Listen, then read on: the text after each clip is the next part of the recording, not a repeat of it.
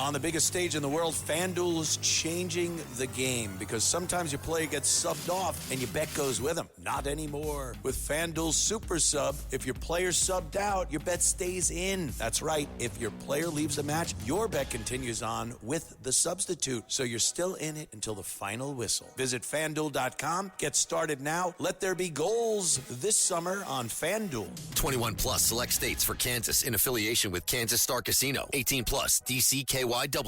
Gambling problem? Call 1-800-GAMBLER. 1-800-MY-RESET. 888-789-7777. Visit ccpg.org/chat. Connecticut. Visit mdgamblinghelp.org. Maryland. Visit gamblinghelplinema.org. Call 800-327-5050. Massachusetts. Call 877-8-HOPE-NY. Text HOPE-NY in New York. Call 877-770-7867. Louisiana. Visit FanDuel.com. Get started now. Let there be goals this summer on FanDuel.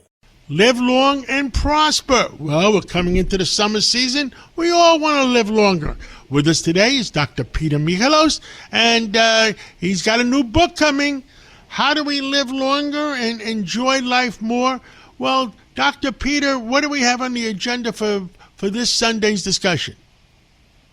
Well, today, John, we're going to talk about an important topic, and that is the World Cup is coming to town, and some people have expressed concerns because basically this turns out to be a mass migration event, and it's 1.2 million people that are going to come to New York City, and nationally it could be anywhere from 5 to 10 million people nationally, and about the majority of the games, 78 out of 104 of the games are going to be played here in the U.S. So when we have people coming in from all around the world with different issues, for example, different levels of vaccination, one of the big concerns, of course, is always measles, because there's a declining rate in measles vaccinations around the world, and that's one of the concerns, and COVID and RSV, which is respiratory syncytial virus, and the norovirus, which we hear about a lot, spreading fast on cruise ships, which can cause severe diarrhea and people can get quite sick.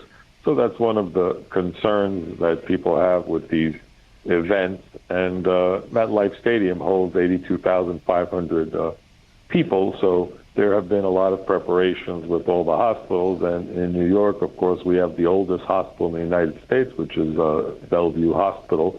And they have a whole biocontamination ward, including an active TB ward. Nobody likes to talk about it, but there are cases of TB coming into the United States from outside the United States. And, measles, of course, we said is a great risk. And one of the things, the good thing about measles is you can actually do a blood test, and you can check to see if you have antibodies against the measles, and it's called the IgG antibody test. If it comes back positive for antibodies, you're safe, you're covered. If it comes back negative, that means you don't have any antibodies. If it comes back equivocal, it means you don't have enough antibodies. So that might be a case for getting a booster, and people can actually go to most of the labs now, even without a doctor's prescription. You can order it online, go to a lab, and you can find out your titers for all the different childhood vaccinations to see if you have enough protection. Of course, the biggest fear that everyone has is Ebola and things like, the Marburg virus, which can come from some of the countries that have big travel restrictions now, from the DRC, Democratic Republic of Congo, and from places like Uganda, because people are always terrified of Ebola because that has an extremely high fatality rate. And that's why now flights coming from those countries, they have to go through only Dulles Airport right now where they can be screened. Meanwhile, we've already forgot and stopped talking about hantavirus, but there's actually 13 people still in quarantine at the University of Nebraska in Omaha in these quarantine units. And, some of the people have been released to home detainment, but, these people were basically forcibly told that they have to go into quarantine. Thank God nobody died from that here in the United States. That was the incident that happened on the Dutch ship down in Argentina, the MV Honduras, on one of those polar cruises. So the things you can do to protect yourself if you're going to be going to these stadiums are, of course, washing your hands, whatever you do, make a conscious effort. Do not touch your face, do not touch your nose. And if you don't have access to a sink where you can wash your hands for at least 20 seconds, carry one of those little alcohol-based sanitizers, spritz your hands. And I would avoid shaking hands more. Fist taps are probably better when you're in a place with 80,000 people. And I would probably stick to the hot food. Well, how about the everybody's breathing on each other? I mean, and if you have a lot of people from out of town, when I say out of town, from Africa, Asia, Europe, South America, I mean. Well, when you get off the airplane, when you come in to JFK Airport and get off the airplane, does anybody check you? Not right now, they're not. But what I would do is if I was in a stadium, for example, and I was sitting people around me within like 10 feet and someone started coughing and hacking, I'd carry a mask in my pocket and I'd probably put it on just to reduce the chance because, TB is happening. People go on the subway, believe it or not.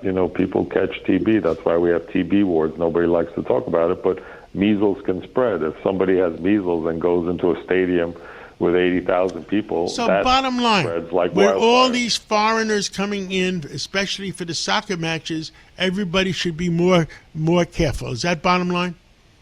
Yeah, bottom line, be more alert. Don't touch your face and hands. Try to wash your hands. Carry a sanitizer. If someone's hacking and coughing, it's not a bad idea to carry a mask with you. And update, make sure your vaccinations are updated like measles, because measles, a lot of these countries, people haven't been vaccinated against measles. So just common sense precautions. And, of course, as we always talk about, eating a healthy diet, keeping your vitamin D levels up. These are all things that have been shown to help increase and boost our immunity. And keep listening to WABC so you can stay healthy and safe and live long and prosper.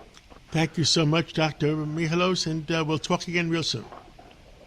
Thanks for always getting the truth out on the Cats Roundtable.